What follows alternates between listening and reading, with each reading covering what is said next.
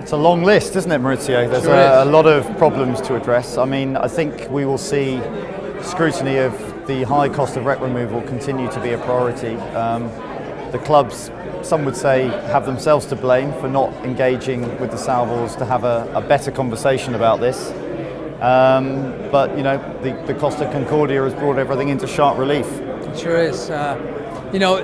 Salvage industry is an industry that we recognize it's needed. It's part of the equation, part of the cycle of shipping. So we need to maintain capacity. It needs to be fed. It needs to be fed for continuity. And when we get these big cases that perhaps have been mismanaged by the other side of the fence, why should the industry suffer?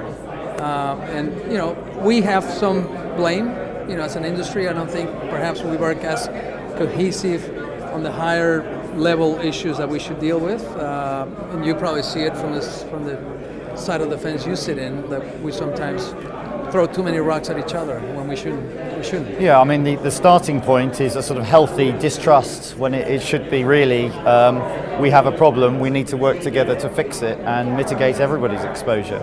And I mean, I've said this before, it reminds me a little bit of, when the first big oil tanker casualties happened in the late 60s, early 70s, that we needed a new type of salvage response. And people, I think, are waking up to this. Sooner or later, a really huge container casualty is going to happen. It nearly happened this year.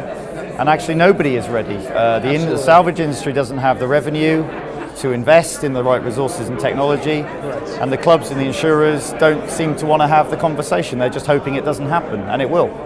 You're totally right. And I think as an industry, we are not looking far ahead enough.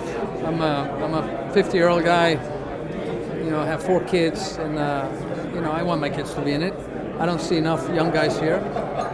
We need to be looking 50 years ahead. I don't think we're doing it as an industry, and we're looking at the next job, and that's not good enough. But okay, Mauricio, to throw one back at you, I mean, you hear a lot of moaning from salvors that the number of contracts is down, and they're being nickel and dimed by underwriters in every case. So how can they be expected to have the revenue stream to invest? And yet, there doesn't seem to be any solidarity within the salvage industry. There's such intense, sometimes unfair competition to just steal a contract from a competitor that it seems the priorities is do the job, whether you can make a profit or not. The only important thing is to make sure it doesn't go to your competitor, and that's just crazy. It's unsustainable. It is salvage dumping, especially speaking to a guy that has worked for 2 other salvage companies. It's a very small industry.